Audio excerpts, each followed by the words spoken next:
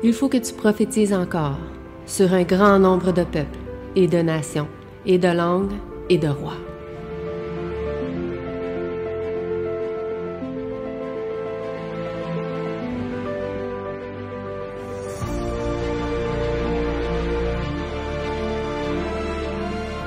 OK. Donc, bonjour à tous et à chacun ce sabbat matin, 28 septembre 2024.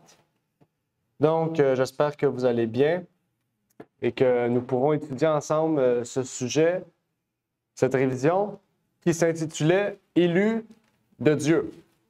Donc, c'est l'avant-dernière partie, ou plutôt leçon, sur les épîtres aux Thessaloniciens avec notre frère Paul. Donc, le trimestre prochain, on va étudier le livre de Pierre, la première épître de Pierre. OK? Donc, on va essayer, Dieu voulant, pouvoir vous apporter, si vous voulez, une copie papier du prochain guide de l'école de sabbat. N'hésitez pas à nous le dire déjà, le dire à Rina aussi, qui est la libraire, pour qu'on puisse garder une copie, réserver une copie pour vous de ce prochain trimestre qui va être disponible la semaine prochaine, Dieu voulant. Donc, élus de Dieu. Donc, on va voir aujourd'hui qu'est-ce que ça veut dire élus de Dieu, qui sont les élus de Dieu et pour quelles raisons on les appelle élus de Dieu. Puisque c'est quand même un sujet important, à pouvoir comprendre pour pouvoir bien connaître et bien expliquer les raisons pour lesquelles nous sommes appelés élus de Dieu ou nous pourrons être appelés élus de Dieu. Et les raisons à laquelle Paul veut appeler ceux de Thessalonique élus de Dieu. Donc, avant de commencer, bien sûr, nous allons faire une prière. J'invite donc à incliner la tête ou à prendre la position adéquate. Notre Père qui est aux cieux, j'aimerais te remercier pour l'opportunité que tu nous permets de nous réunir ici, Seigneur. Que tu puisses bénir tous ceux et celles qui sont ici avec nous, Seigneur, en personne. Que tu puisses bénir ceux et celles qui doivent venir, Seigneur, encore, qui sont peut-être sur la route ou peut-être qui aimeraient, Seigneur, se réunir dans une église. Que tu puisses permettre, Seigneur, que leur donner le désir, la volonté et le vouloir de pouvoir se réunir ici, Seigneur, pour que ton Église puisse vraiment être en personne, pour fraterniser et se réunir, Seigneur. Et donc, je te prie pour que tu puisses nous permettre de continuer à nous réunir, de nous donner les moyens pour nous réunir dans cette salle, Seigneur, et permettre à ce qu'il y ait plus de gens, Seigneur, et toujours plus. Et donc, je te prie pour ces choses et je te prie surtout pour cette leçon, cette révision de l'école sabbat, pour que nous puissions bien comprendre ce que tu veux nous révéler au travers de ta parole. Au nom de ton Fils Jésus-Christ. Amen.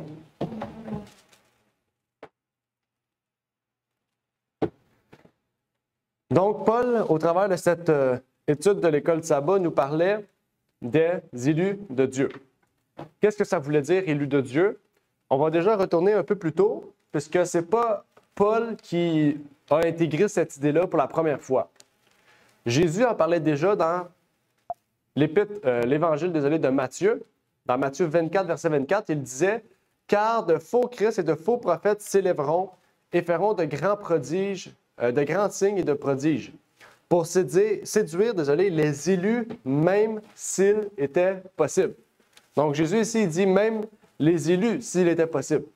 Donc, il y a effectivement des élus auxquels ils vont faire face à des difficultés, mais ne vont pas tomber. Ça dit pour séduire les élus même s'il était possible. Donc, il n'est pas possible de séduire les élus. Mais la difficulté qu'ils auront sera tellement grande, en fait, qu'ils vont faire face eux-mêmes peut-être à la possibilité de tomber sans pourtant même tomber. Donc, le terme « élu », c'est un terme puissant que Paul emploie et qu'il est possible de pouvoir nous attribuer. Qu'est-ce que signifie « élu » ? Je n'ai pas la question, mais d'après vous, qu'est-ce que ça signifie « élu de Dieu » ? Élu, le mot « élu », ça veut dire quoi? Choisi, exactement. Donc, élu, ça signifie choisi par Dieu, cueilli ou même sélectionné. Donc, il y en a plusieurs qui, par ce terme-là, sont entrés dans l'idée que Dieu sélectionnait ou choisissait des gens avant même qu'on le sache. Ce qu'on appelle la prédestination. Donc, est-ce que Dieu nous a choisis d'avance, nous a prédestinés à être élus? Donc, est-ce que Dieu nous a choisis Est-ce que Dieu nous a cueillis, nous a sélectionnés parmi ce monde parce qu'il savait déjà que nous serions aptes à lui appartenir? Il y en a qui dit oui. David dit oui. Ouais, OK. Choisi. Prédestiné à être élu. Donc, prédestiné, ça veut dire qu'on était destiné, avant même qu'on naisse, Dieu nous avait déjà destiné à être élus. Ouais. Ouais. Je n'ai pas élu sur moi-même, mais bon, élu pour être ses enfants, oui. Il nous laisse le choix par rapport à ça. Je ne sais pas si je comprends. J'ai un verset, je vais voir. Oui, il y a des versets qui parlent de ça. Là. Justement, un verset. Souvent, le problème, ce n'est pas les versets, c'est la compréhension qu'on apporte à ces versets-là qui peuvent différencier. La compréhension du salut qu'on a peut nous amener à confondre. Éphésiens 1, 3, 14.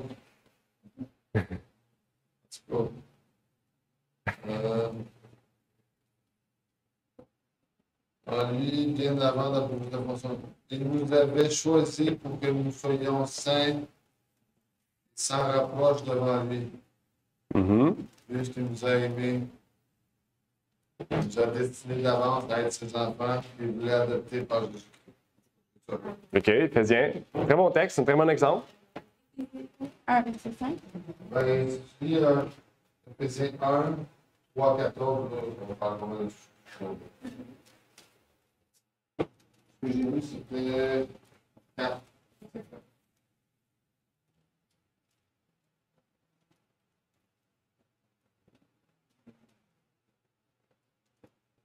OK. Et si on continue aussi, verset 5, aussi, c'est la même. C'est 5, tu peux continuer. Ça dit, nous ayant prédestinés à être ses enfants adoptifs par le moyen de Jésus-Christ, d'après le bon plaisir de sa volonté. OK. OK, intéressant, merci. Même dans la leçon, on va rester dans le texte de la leçon. OK? Vous avez cité des textes qui sont très intéressants, qui sont en parallèle avec ce que Paul dit, puisque Thessaloniciens, c'est l'épître de Paul. Donc, si Paul a dit choisi, prédestiné dans Éphésiens ou ailleurs, puis il le redit dans Thessaloniciens, la signification ne change pas. OK? Donc, regardez ce que Thessaloniciens nous dit. 2 Thessaloniciens, 2 verset 13. C'est le verset qu'on a étudié cette semaine. OK? Qu'est-ce qu'il nous dit? Il nous dit, mais pour nous, frères bien-aimés du Seigneur, nous devons rendre de continuelle action de grâce à Dieu à cause de vous, de ce qu'il vous a choisi, ce qu'Éphésiens disait, dès le commencement. OK? Donc, dès le commencement, prédestiné, c'est la même chose. Parce que dès le commencement, on n'était pas nés. Nous, on n'était pas physiquement présents. OK? Ça dit dès le commencement, virgule, pour le salut. OK? Donc là, il relie le fait d'être élu de Dieu au salut. OK? Donc, on va continuer. Ça dit dans la sanctification de l'esprit et dans la foi en la vérité. Donc, là, il y a quelque chose d'intéressant ici, un concept intéressant et important. Le concept, c'est que être élu de Dieu, choisi par Dieu, prédestiné, c'est un concept biblique. Mais dans la compréhension, c'est là que ça peut changer. OK? Qu'il y a différentes variantes dans le christianisme. OK? Donc, c'est là qu'il faut voir qu'est-ce que ça veut dire, surtout ce texte-là. OK? Donc, on va aller voir un texte d'Uriah Smith dans Synopsis of the Present Truth. Il dit, dans 2 Thessaloniciens 2, verset 13, il est dit que Dieu vous a choisi dès le commencement pour le salut. Mais l'apôtre limite immédiatement la déclaration en ajoutant par la sanctification de l'esprit et la foi en la vérité. Mais si les Thessaloniciens avaient rejeté l'esprit et refusé de croire à la vérité, comme ils étaient certainement libres de le faire, où aurait été leur salut? Qu'est-ce qu'il veut dire ici? Qu'est-ce que Uriah Smith veut dire ici? C'est son commentaire sur 2 Thessaloniciens 2, verset 13. Parce qu'il faut comprendre, ceux qui croient à la prédestination calviniste, ils disent que si Dieu, il dit si tu es dans l'Église, tu ne peux pas en sortir. Même si tu t'en sors, Dieu va te sauver pareil, parce que tu vas revenir. Vu que tu as été prédestiné à être élu de Dieu, peu importe ce que tu fais, tu vas finir par être sauvé. C'est ça, être prédestiné. Dans l'idée calviniste. OK? Pour eux, le salut, c'est ça. Le salut a déjà été fait sur la terre. Le jugement a déjà été fait. Ils savent déjà, Dieu sait déjà qui va être sauvé, qui ne va pas l'être. Il n'y a pas le libre arbitre, en fait. OK? C'est comme, par exemple, dire que toi, tu seras sauvé et moi, je suis Ouais. comme à la perdition, comme Ouais. je suis... C'est-à-dire, le peu de personnes qui sont ici, pour eux, même si on est tous là, ça ne veut pas dire qu'on est tous sauvés. Parce que Dieu connaît déjà les choses à l'avenir. Il sait déjà qui va être sauvé, qui ne va pas l'être, même si on est ici. C'est absurde parce que on a le libre arbitre. On était choisi libre. OK? Mais être élu de Dieu, c'est ça. Être élu de Dieu, dès le commencement. Dès le commencement, Dieu a déjà, pas déjà choisi un peuple, je ne peux pas dire ça, mais Dieu, dès le commencement, pour le salut, a déjà donné la possibilité à chacun d'être élu et choisi par Dieu. Et ces gens-là acceptent la sanctification, acceptent l'Esprit de Dieu et la vérité, la foi en la vérité. Donc, il faut deux choses, en fait, pour être choisi et élu de Dieu. C'est quoi les deux choses qu'il faut pour être élu et choisi de Dieu? Pour être élu et choisi de Dieu, c'est la même chose. Il faut, dès le commencement, il faut, pour notre salut, accepter la sanctification par l'Esprit et la foi en la vérité. Il faut accepter la vérité et l'Esprit. OK? Ça veut dire qu'il faut accepter la justification, qui est la base de la vérité, et toutes les autres vérités, mais accepter le processus par lequel Jésus nous transforme, qui est la sanctification. Donc, il faut accepter l'Esprit. Et ces deux choses-là, tant qu'on y croit et tant qu'on continue de persévérer, nous sommes considérés élus et choisis de Dieu. C'est-à-dire qu'on ne pourra pas tomber. C'est ça que ça veut dire. OK? Ça ne veut pas dire qu'on accepte ça, peu importe ce qu'on fait, on est choisi. Vous comprenez ce que je veux dire? OK? Dieu ne nous a pas donné un billet d'entrée pour qu'on ne peut plus s'en sortir. Non, il nous donne un billet d'entrée, une porte d'entrée à être choisi et élu de Dieu. Mais on peut sortir, là. Si on décide de quitter la voie chrétienne, on peut sortir, mourir puis périr, en fait. OK? Donc, il n'y a pas une seule voie d'entrée. Ben oui, il y a une seule voie d'entrée, mais il n'y a pas une seule voie d'entrée puis on y reste pour l'éternité ou pour toujours. Non. En fait, c'est ça, en fait, la foi, c'est que nous avons le choix, en fait, de rester dans la vérité ou non. Le choix de rester dans l'Église ou non. OK? Donc, ce qui est intéressant ici, c'est que pour être choisi et élu de Dieu, puisqu'on a lu cette semaine élu de Dieu, ici, Paul intègre la sanctification. Il montre à quel point le salut et à quel point les élus de Dieu doivent prendre en sérieux ou au sérieux la sanctification. Oups. Donc, pourquoi le salut, pourquoi la sanctification est si important pour notre salut? Qu'est-ce que la sanctification a en lien avec notre salut? Parce que le salut, c'est quelque chose qu'on obtient par la foi. Mais la sanctification, c'est pas la foi, c'est la sanctification. Ou peut-être j'ai mal compris, mais pourquoi la sanctification est si importante pour notre salut?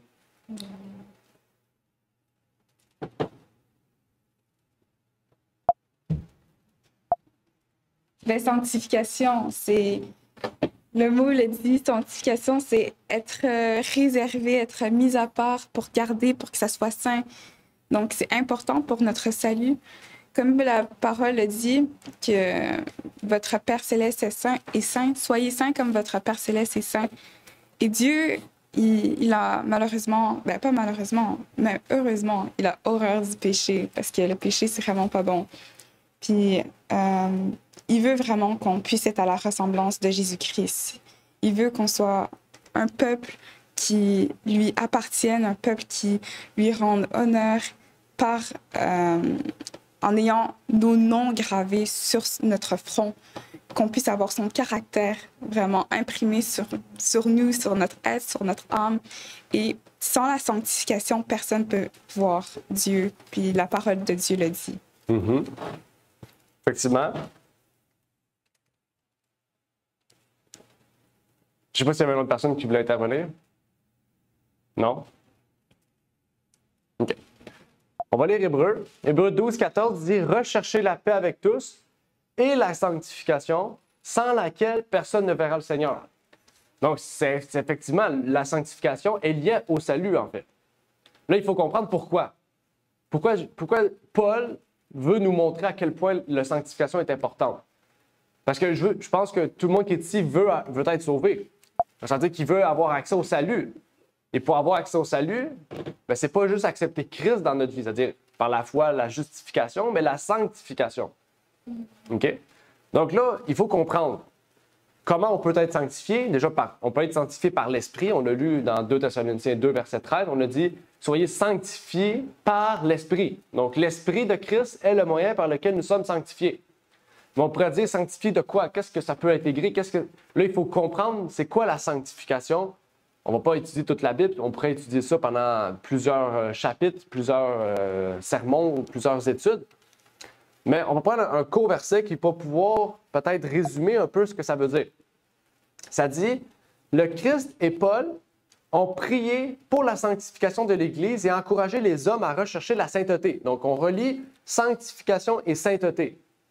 OK? Parce que dans sanctification, il y a le mot sanctifier. Et sanctifier, c'est le processus par lequel nous devenons saints. Malgré que Christ nous appelle justes et saints dès que nous acceptons la foi.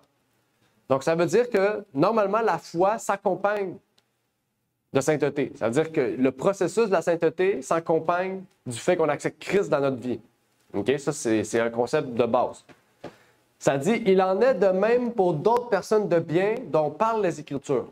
Or, il serait incohérent de croire que le Christ et Paul, ainsi que d'autres personnes de bien dont la conduite a été approuvée par Dieu, prient, pour ce qui ne peut être fait, et enseigne en conséquence. La sanctification des hommes est donc possible. Donc, là, il nous donne un concept intéressant. Ceux qui ne croient pas que l'homme peut arriver au stade de Jésus-Christ comme il était sur terre, donc parfait, ou saint, totalement, donc, ils ne croient pas à la sanctification, en fait. La sanctification devient un processus inutile. OK? Parce que c'est une course qu'on n'atteint jamais. C'est pour ça que Paul dit « J'ai atteint la ligne d'arrivée, mais pourtant, chaque jour, je dis que je ne l'ai pas atteint. » Parce que chaque jour, le combat est renouvelé. On ne pourra jamais dire « J'ai atteint la ligne d'arrivée. » Parce que chaque matin, on se lève, il va y avoir de nouvelles difficultés, de nouvelles épreuves, de nouvelles tentations. Le combat est renouvelé chaque jour. Mais ça ne veut pas dire que la veille n'est pas une victoire comparativement à aujourd'hui. C'est ça qu'il faut comprendre. On ne pourra jamais dire « J'ai atteint la victoire sur ma vie future » parce qu'on ne la connaît pas. Mais sur ma vie passée, est-ce que j'ai eu la victoire? C'est ça la question. OK? Si on a tous été baptisés, Jésus a pardonné nos péchés passés. C'est-à-dire qu'on recommence à zéro. Puis dès qu'on recommence à zéro, eh bien, à partir de maintenant, nous sommes victorieux par la foi. C'est-à-dire qu'on peut, chaque jour, marcher avec Christ et demander à Jésus de pardonner nos péchés, être saint, c'est-à-dire nous sanctifier chaque jour, monter un step, un étage à chaque fois. Et comme Jésus a dit, Paul et Jésus, eh bien, arriver au stade au fait qu'on va pouvoir voir Jésus, en fait. Voir le salut, c'est ça. Quand Jésus dit « vous verrez le salut », c'est Jésus qu'on va voir. Jésus est le salut. OK? Donc là, maintenant, nous connaissons le salut, mais nous voulons voir le salut. Et pour voir le salut, il faut rechercher la paix avec tous et la sanctification. C'est crucial. OK?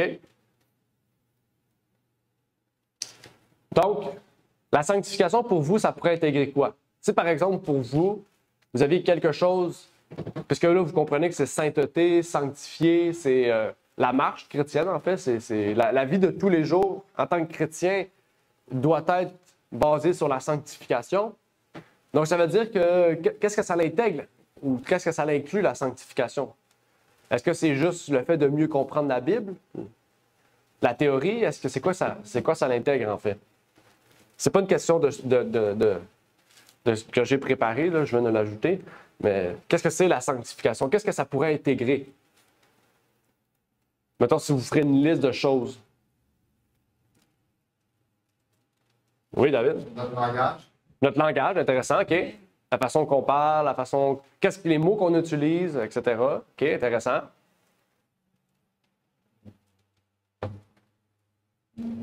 Quoi d'autre? Il y en a beaucoup, là. Vous pourrez tout en dire un. C'est ce qui fait partie de la sanctification. Oui. Bien, notre langage, c'est qu'est-ce que David a dit, c'est très intéressant. Ça en fait partie. Je pense aussi notre habillement. Notre habillement, OK. Ça serait un sujet. Comportement.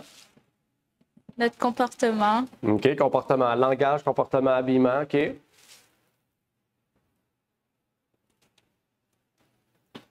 Ça en fait partie. Notre alimentation. OK. La discipline, intéressant. Je vous dis, il y en a beaucoup, là. Il y a peut-être des choses que nous, on est en train de travailler sur ça, peut-être. Ça se peut. Des fois, on se dit, ah, ben moi, je trouve que je parle mal, il faudrait que je parle mieux, que j'utilise des mots qui sont moins vulgaires, moins familiers, peut-être plus normal, soignés, plus délicats. Des fois, il y a des mots même qui sont pas mal en soi, mais quand l'utilisation du mot, c'est un mot qui a la péjoration négative souvent, tu sais.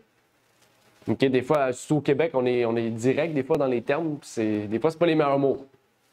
Le contrôle de soi vis-à-vis du péché. Intéressant, le contrôle de soi vis-à-vis du péché. Le contrôle de soi en général, comme on l'a vu, hein, la tempérance, à la base, la tempérance, c'est pas juste la nourriture. La tempérance, c'est dans tout ce qu'on fait. La tempérance, comme David me l'a dit, c'est le contrôle de soi. C'est qu'on est capable de contrôler notre corps, nos pensées, on est capable de contrôler tout ce qui est dans l'homme, en fait. OK? C'est important. C'est-à-dire que tu vois une bière et tu es comme, OK, je ne vais pas en prendre, je sais que c'est pas bon. OK? Tu n'es pas comme moi, je prends une bière, OK, let's go. Non, tu es capable de savoir que c'est mal puis de te dire, non, c'est pas bien, on le met de côté. OK? Parce qu'il y en a qui vont dire, moi, je suis capable de me contrôler, je vais en prendre juste une. Finalement, c'est rendu à passer la 24. Pas toujours pour tout le monde, c'est un extrême. C'est pour vous dire, des fois, on va en prendre un, mais là, on n'a plus de contrôle, on va en prendre plus. On va abuser. OK? Donc, OK, intéressant. On ne va pas aller plus loin parce qu'il y aurait plusieurs autres choses. Mais si on va dans l'aspect aussi doctrinal, parce qu'on sait, ceux qui sont, par exemple, baptisés, par exemple notre sœur Yolène ou Sarah, souvent, des fois, il y en a certains qui, dans leur foi, commencent, débutent. Quand on dit la foi débute, c'est pas parce qu'ils commencent à connaître Jésus, non. C'est qu'ils commencent à créer un lien puissant avec Jésus. OK? Puis comment on apprend à connaître Jésus? C'est en étudiant la parole. Puis à chaque samedi, je me demande à Yolène, qu'est-ce que tu étudies? Puis à chaque semaine, elle étudie quelque chose de différent. Fait qu'à chaque semaine, Yolène prend le temps d'étudier Jésus, elle prend le temps de connaître Jésus, son ami, la personne qu'elle aime. Donc, elle développe la sanctification, la foi. Exactement. Donc, à force d'étudier, elle dit, ah, ben oui, je ne connaissais pas ce passage-là, c'est intéressant. Par exemple, il y a un passage qui dit, moi, en ce moment, j'étudie Proverbes. Chaque matin, je lis Proverbes, je médite dessus. C'est vraiment intéressant. Puis, par exemple, ça dit, le méchant sème ce qu'il récolte, par exemple. OK? Puis des fois, on se dit, ben non, il ne fait pas ça. Ben à un moment donné, le méchant, des fois, ça peut prendre 1 année, 2 années, ben il sème ce qu'il récolte. Soit qu'il va se faire tuer, soit qu'il va se finir en prison, soit qu'il n'y aura plus rien, il va finir pauvre. OK? Donc, il sème ce qu'il récolte. Mais des fois, on ne le voit pas. Puis là, on comprend mieux.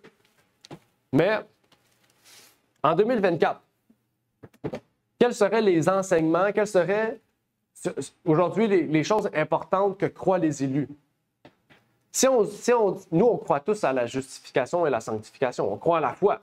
On croit que Jésus est notre seul sauveur, le moyen par lequel nous pouvons aller au ciel. Puis on croit qu'on doit être sanctifié. Vous êtes d'accord avec moi? On croit qu'on doit avoir une marche chrétienne quotidienne pour se rapprocher de Jésus.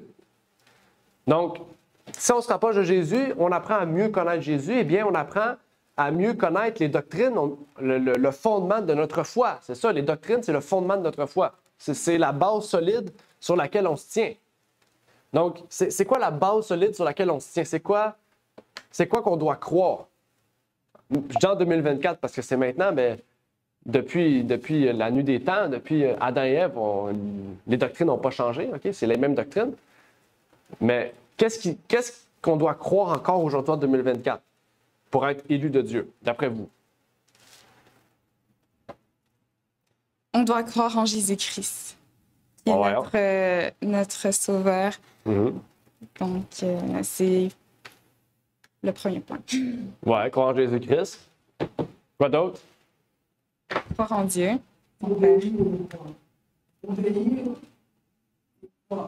Obéir et croire, OK? Intéressant. Obéir et croire. Très bon point. Qu'est-ce qu'on fait aujourd'hui? C'est quoi aujourd'hui? C'était la fin des temps? Ouais, c'est le sabbat. Aujourd'hui, c'est pas la fin des temps. Ouais, mais c'est le sabbat. Le sabbat, ça fait partie des doctrines des élus de Dieu. Vous êtes d'accord avec moi? Depuis Adam et Ève, le sabbat est pratiqué. Ça va faire 6000 ans, c'est pas changé encore. On pratique le sabbat. OK? Donc, le sabbat, est une doctrine des élus, est un enseignement des élus. Puis plus qu'on étudie la parole, plus qu'on va comprendre le but et l'importance du sabbat. Hein? Parce que c'est pas juste dans Marc, par exemple, qu'on étudie le sabbat. Dans Ézéchiel, on parle du sabbat. Dans Jérémie, dans Ésaïe, dans Genèse, dans Exode. Même dans Lévitique, Deutéronome et non, on parle du sabbat. OK? Même il y en a qui ont confondu le sabbat et les fêtes lunaires. Ils ont dit, ben, le sabbat, c'est maintenant le sabbat lunisolaire. OK? On pratique le sabbat à tel jour. OK? Puis ça, c'est un problème pas juste ici, c'est mondial. La plupart des personnes qui quittent l'Adventisme tombent dans ça. Ou ils pratiquent les fêtes. Ou ils disent qu'il faut utiliser juste Yeshua puis Jéhovah pour parler de Dieu et de Jésus. On peut pas dire Jésus, on peut pas dire Dieu. On tombe dans des extrêmes. Je dis pas que vous n'avez pas le droit d'utiliser Yeshua puis tous ces mots-là. Vous avez le droit. OK? C'est la démonstration de notre amour envers Dieu dans d'autres langues. Vous avez le droit. OK? C'est comme si je dis Jésus, j'ai pas le droit. J'ai le droit de dire Jésus. J'ai le droit de dire Jesus. J'ai le droit de dire la langue qu'on veut. Mais on tombe dans des extrêmes. Il faut rester équilibré. Ça, c'est important aussi. La sanctification, on parle de le fait d'être équilibré. Donc oui, on croit en un seul Dieu, un seul Seigneur. On croit aussi au péché, de l'importance de fuir le péché. On croit au sanctuaire. On croit à la vérité sur les prophéties, la foi et la sanctification. On croit en beaucoup de choses que la parole de Dieu parle depuis la nuit des temps. Okay? Ça n'a pas changé. Qu'est-ce qui a changé? C'est le monde dans lequel on vit. OK? Mais la vérité ne change pas. Sur Zoom, il y a des personnes aussi qui ont interagi. Puis là, on a dit nos pensées. Je pense qu'il parlait aussi de tantôt, en lien avec ce qu'on a parlé. On lui a parlé de l'amour de la vérité, effectivement. L'amour de la vérité, c'est important. Toutes ces choses-là, en fait, nous montrent comment doit-on être pour être élu de Dieu. Mais il y a quelque chose d'intéressant. Parce qu'au chapitre 3 de Thessaloniciens, Paul nous parlait des hommes méchants et inconsidérés. OK? Et on se dit souvent que les hommes méchants et inconsidérés, bien, c'est ceux qui sont dehors de la foi. C'est ceux qui sont dehors. OK? Des non-chrétiens. Des gentils. Ou des Grecs, selon la parole. Mais regardez ce que Jésus dit ici dans Matthieu. Bon, j'ai pensé qu'il avait changé. Il n'a même pas changé. Voici ce que Jésus dit. Dans Matthieu 13, 38, il dit « Le champ, c'est le monde. La bonne semence, ce sont les enfants du royaume. L'ivraie, ce sont les enfants du malin. » Il y a quelque chose qui ne marche plus. Il dit « Le champ, c'est le monde. » C'est qui le monde? Les païens. Vous êtes d'accord? Il dit « La bonne semence, ce sont les enfants du royaume. » Donc, les élus. Mais il dit « L'ivraie, ce sont les enfants du malin. » Mais là, normalement, le champ, c'est le monde. Si le monde doit être les enfants du malin. Pourquoi il sépare les enfants du malin avec le monde? Intéressant. C'est parce que dans l'Église même, il y a des enfants du royaume et les enfants du malin. C'est ça que Jésus veut dire. OK? C'est pour ça que souvent on dit le blé et l'ivraie vont régner ensemble jusqu'à la fin des temps. C'est pas le monde et les chrétiens qui vont être ensemble jusqu'à la fin des temps. Non. C'est dans le christianisme, dans l'Église, il va y avoir de l'ivraie et du blé. OK? Nous, on est une petite église, mais des fois, quand on va être beaucoup plus, même des fois, on est beaucoup plus, puis on a déjà des fois des problèmes. Dites-vous, si on serait 150, là, c'est sûr qu'il y aurait du blé et de l'ivraie. OK? Donc, c'est pour dire que dans l'Église, il y a des enfants du malin, il y a de l'ivraie. Et comment fait-on pour reconnaître l'ivraie? Comment fait-on pour reconnaître les enfants du malin dans l'Église? Et ça, c'est quelque chose que vous devez tous savoir. On se cache un œil comme ça. OK, c'est des francs-maçons, c'est ça. Je savais que David était un franc-maçon. Ben, ça se peut, hein? Ça se peut qu'il y ait des jésuites, des francs-maçons. Ça se peut, hein? J'ai déjà entendu des histoires, puis c'est très pas possible. Vous savez, lu le crime du Vatican, vous savez que c'était possible. Ouais. Je sais qu'il y en a parmi nous. Ouais. Mais c'est comme aussi dans la Bible, ça dit qu'on va les reconnaître par leurs fruits. Donc, par leur... comme on a parlé aussi de tantôt, comment on peut reconnaître la sanctification, c'est par les paroles, par les agissements, par le vêtement, par l'alimentation, par l'aide, on va les reconnaître par leur agissement comme ça.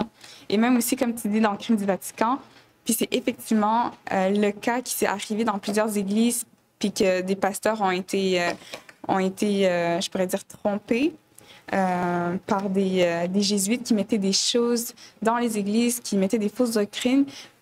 Puis, en les mettant, ça aurait été tellement facile de les reconnaître par la parole de Dieu, mais sûrement le manque de discernement. Intéressant. Il y a en rapport avec ça. Ouais. À un moment donné, Jésus disait à ses apôtres, là de vous, en parlant justement, est un démon.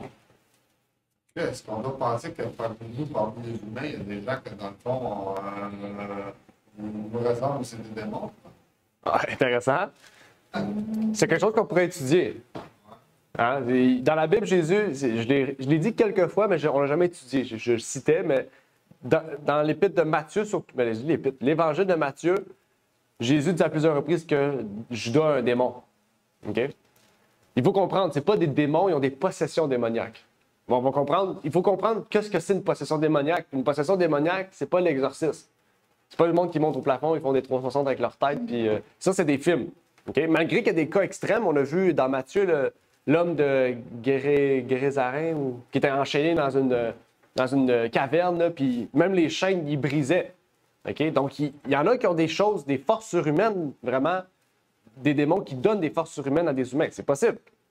Mais il faut comprendre qu'une possession démoniaque, c'est pas nécessairement ça. Sans remarquer, à un moment donné, Jésus dit à Judas, c'est Matthieu qui marque, il dit « Un démon entrant à Judas, et il l'appelle le démon de l'avarice. » Okay? Donc, il y a des démons qui se donnent des traits de caractère à des individus pendant un certain temps pour provoquer le mal. Okay? Donc, le démon de l'avarice, le démon de l'orgueil, le démon... Je ne dis pas que chaque péché est un démon, non. Mais il y en a des gens qui ne sont pas avares, puis tout d'un coup, ils vont être avares pendant un certain nombre de temps, ils ont reçu une possession démoniaque, puis ils vont être avares, ils vont être orgueilleux. Ça va semer la zizanie, la discorde. Puis, je vous dis un exemple, par exemple, Judas, si vous vous rappelez, le démon de l'avarice est rentré quand? Il est rentré au moment où la femme, quand elle avait l'huile avec les cheveux, si vous vous rappelez, il y a une femme qui avait les pieds de Jésus avec les cheveux, avec de l'huile. À ce moment-ci, qu'est-ce que Judas dit? On devrait utiliser l'argent-là pour le donner aux pauvres. Okay? Il faut savoir, Judas, c'était quelqu'un qui était un marchandier. Okay? Il gérait de l'argent, il vendait, il achetait. Qu'est-ce que lui faisait? Puis dans l'esprit de prophétie, dans Jésus-Christ, ça dit que Judas, il donnait une partie aux pauvres, puis il se gardait une partie de l'argent. Okay? Donc, qu'est-ce que Judas faisait? Savoir, c'est qu'à chaque fois que Judas était avare, à chaque fois que Judas était avare, c'est qu'il y avait un démon en lui, en fait, qui le poussait à être avare, puis à garder une partie de l'argent ou de penser à lui plutôt qu'aux autres. Okay? Judas avait plusieurs démons, démons de l'orgueil. Donc, des fois, on se dit ça, des fois, on voit des gens, on dit, il est bien bizarre, d'un coup, il est comme orgueilleux, il pense juste à lui, il a changé. Okay? Puis une semaine après, il n'est plus pareil. C'est des démons, ça peut être des démons. Ça peut être des démons. Les démons peuvent donner des traits de caractère. J'ai pas le texte, là, mais on pourra aller lire parce que ça, c'est un... Je pense qu'on va je vais faire un sermon ou une série d'études sur le sujet. Ça fait longtemps que je voulais faire ça. Il y a même des possessions qui provoquent l'homosexualité. Hein? Je ne sais pas si vous avez écouté, il y a un ancien satanique qui expliquait que lui, son travail, c'était ça, de jeter des sorts sur des hommes dans des boîtes de nuit. Il entrait dans les boîtes de nuit, puis il faisait du voodoo aussi, puis plein de choses. Puis il jetait des sorts sur des gens pour que les gens deviennent homosexuels. C'est des démons d'Haïti qui expliquaient que les plus forts démons, c'était pas juste en Haïti, mais dans les pays, Afrique, Haïti, tous ces pays-là, c'était les démons les plus forts. Puis lui, qu'est-ce qu'il faisait? C'est les invoquait pour créer des homosexuels, dans le fond. Des gens de 30 ans qui, le lendemain, devenaient homosexuels, c'est des possessions, en fait, démoniaques qu'il y avait. Je dis pas que tous les gays, c'est des possédés, non. Mais il y en a beaucoup que c'est le cas. En fait, il y a des sataniques qui créent les problèmes. On va y retrouver le passage, parce que c'est quand même un passage intéressant. Bon, je ne vais sûrement pas le trouver, comme d'habitude. À moins que vous ayez les passages. Oui, je peux le trouver, mais ici, mon téléphone ne tombe pas dans le... OK. Mais j'en ai un ici, par exemple. Luc 22, verset 3. Il dit... Mais Satan entra dans Judas, nommé Iscario, qui était du nombre de 12. Et qu'est-ce qui est arrivé à ce moment-là? Judas est allé vendre Jésus. On savait que Judas, naturellement, n'aurait pas vendu Jésus. Qu'est-ce qui l'a poussé à vendre Jésus? C'est que, naturellement, il a laissé la porte ouverte à Satan pour rentrer en lui. C'est comme Caïn. Est-ce que vous vous rappelez de Caïn? Est-ce que Caïn avait prévu de tuer son frère? Non. Mais qu'est-ce que Dieu il a dit quand il est allé le voir? Il a dit, Caïn, tu as de mauvaises pensées envers ton frère. Si tu laisses ces pensées être en toi, tu vas laisser l'opportunité, tu vas donner l'opportunité à ta chair de pouvoir commettre l'acte. Donc Dieu a averti Caïn. Qu'est-ce qui est arrivé? Caïn a reçu une possession, un démon, ou Satan lui-même, il l'a poussé à aller le tuer. OK?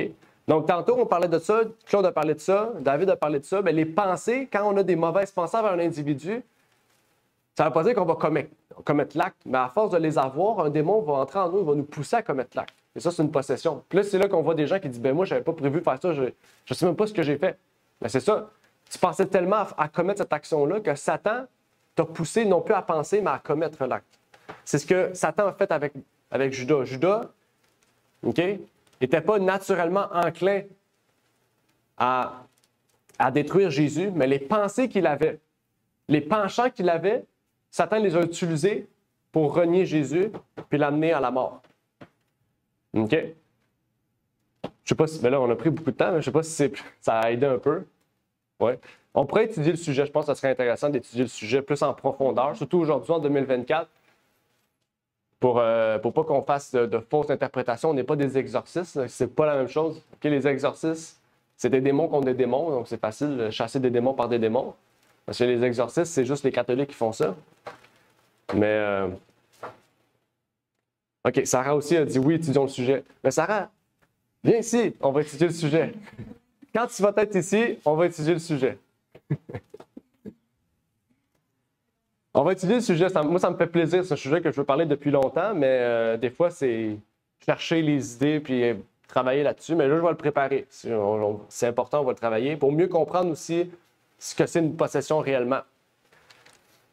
OK. On va quand même approfondir ce qu'on a parlé.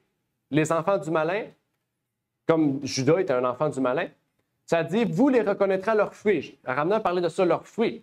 Cueille-t-on des raisins sur des épines ou des figues sur des chardons? Non. Vous êtes d'accord? OK? Mais ce qui est important à comprendre aussi, c'est que, on a parlé dans notre franc-maçon de jésuites, mais il faut savoir, ces gens-là, on ne peut pas les voir à leurs fruits. Parce que ces gens-là sont entraînés à avoir un masque, à être un autre individu qui ne sont pas. Je ne sais pas si vous comprenez. Un jésuite ne va pas venir en tant que jésuite dans l'Église, il va venir en tant qu'adventiste dans l'Église. Il va observer le sabbat, il va connaître toute la doctrine par cœur, il va être parfaitement adventiste. Plus que nous, peut-être. Juste pour arriver le plus proche possible du dirigeant ou de n'importe quoi pour détruire après de l'intérieur. Donc, ce n'est pas nécessairement leurs fruits qu'il faut les reconnaître. Il faut avoir un grand discernement pour discerner vraiment les mobiles qui sont derrière. C'est la seule moyen, c'est les mobiles qui sont derrière qu'on pourra reconnaître. Continuons avec un autre passage. Galates 5, 22, 23 dit « Les fruits de l'esprit, important, charité, la joie, la paix, la patience, la bonté, l'amour du bien, la fidélité, la douceur, la tempérance. » La tempérance, David a parlé tantôt, le contrôle de soi. Important. La loi n'est point contre ces choses. Donc, toutes ces choses-là, c'est ce qu'on retrouve dans un enfant de Dieu et non pas un enfant du malin qui est dans l'Église. Donc, si vous ne trouvez pas ces choses-là dans un enfant de Dieu, c'est qu'il est un enfant du malin. OK? Je ne parle pas de quelqu'un de nouveau, quelqu'un qui est dans la foi, qui connaît les choses. OK? On peut aller plus loin. Les croyants sincères de la vérité sont attristés et leurs épreuves et leurs chagrins sont considérablement accrus par les éléments qui, parmi eux, les ennuient, les troublent et les découragent dans leurs efforts. Mais le Seigneur veut enseigner à ses serviteurs une leçon de grande prudence dans toutes leurs actions. Que les deux croissent ensemble. N'arrachez pas l'ivraie par la force, de peur qu'en la déracinant, les précieux brins ne se détachent. Les ministres et les membres de l'Église doivent être prudents, de peur qu'ils n'acquièrent un zèle qui ne soit pas conforme à la connaissance. Il est dangereux d'en faire trop pour remédier aux difficultés de l'Église qui, si on les laisse faire, se guérissent d'elles-mêmes. C'est une mauvaise politique que de s'emparer prématurément des affaires d'une Église. Nous devons faire preuve de la plus grande prudence, de la plus grande patience et de la plus grande maîtrise de soi pour supporter ces choses et ne pas nous mettre à l'œuvre dans notre propre esprit pour les mettre en ordre. OK? Donc, il faut laisser le blé et l'ivraie ensemble. Parce que si on arrache l'ivraie, ça se peut qu'on arrache des personnes qui sont les enfants de Dieu. OK? Il faut faire attention. OK? C'est quelque chose d'important. Je voulais parler de quelque chose que j'ai oublié. On arrive à l'appel du jour. Dieu nous invite à pouvoir être un élu de Dieu. Si vous voulez être un élu de Dieu, si vous voulez être choisi par lui, ben, eh bien, il faut voir 2 Thessaloniciens 3, verset 13. Pourquoi? Pour avoir la gloire du Christ et voir notre Seigneur en personne. Donc, il y a un message puissant dans ce qu'on a étudié aujourd'hui. Paul nous appelle à être élus de Dieu, nous appelle à être un élu, nous appelle à être choisi, à être cueilli. Hein, le mot cueilli, c'est quoi? Nous sommes parmi le monde, le champ, et nous voulons être cueillis, être un blé, être un enfant de Dieu. C'est ça. Être élu de Dieu, c'est être pris parmi le monde et enlevé du monde. C'est ça être cueilli, c'est ça être élu de Dieu. OK? Dieu ne l'a pas fait d'avance. Dieu le fait en même temps que nous. On choisit d'être élu de Dieu. OK? Donc, quand on est prêt à recevoir Dieu dans notre vie, eh bien, Dieu nous envoie son esprit pour nous retirer des champs et former une église, le blé et l'ivraie. C'est plate à dire, mais les enfants de Dieu, les enfants du malin. OK? Dans l'église de Christ, il y avait Judas. David, c'était un point important, Judas était possédé par des démons. OK? Dans son église même, Jésus a choisi un fondateur qui était possédé par un démon. Donc, il était un enfant du malin. Jésus a pris l'exemple du blé et de l'ivraie dans son propre club, dans sa propre église. Dans l'église du Christ, dans le fond, dans le christianisme, dans la première église. C'est pour vous dire à quel point que Jésus a laissé grandir l'ivraie jusqu'à la fin, jusqu'à temps que l'ivraie se révèle être l'ivraie. Et que là, l'Église l'a mis dehors. OK? Il ne faut pas dire, ah, lui, je ne l'aime pas, il est ici, ça, on le met de côté tout de suite. Non. Si vous faites ça, peut-être qu'on va en mettre 3 de côté au lieu d'1. Donc, on va arrêter ici pour aujourd'hui. Je ne sais pas s'il y avait des questions. Juste un commentaire. Un commentaire, oui. Mais 2 versets que j'aimerais partager. C'est dans 1 Thessaloniciens 3, verset 13. Ça dit « Et qu'ils affermissent vos cœurs pour qu'ils soient irrépréhensibles en sainteté devant Dieu, votre Père, lors de la venue de notre Seigneur Jésus-Christ avec tous ses saints. » Et 1 Thessaloniciens 4, verset 7 à 8, ça dit « Dieu, en effet, ne nous a point appelés à l'impureté, mais à la sainteté. C'est pourquoi celui qui méprise ceci ne méprise pas un homme, mais Dieu qui nous a aussi donné son Saint-Esprit. » Je dis Amen à ce verset parce que c'est beau. Amen. Amen. Est-ce qu'il y a un autre commentaire ou question?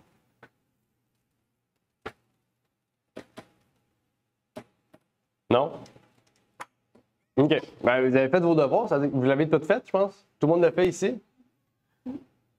Qui l'a pas fait? Qui l'a pas fait? Hey, je vous mets moins 10, là. Ah, ça ne prend pas.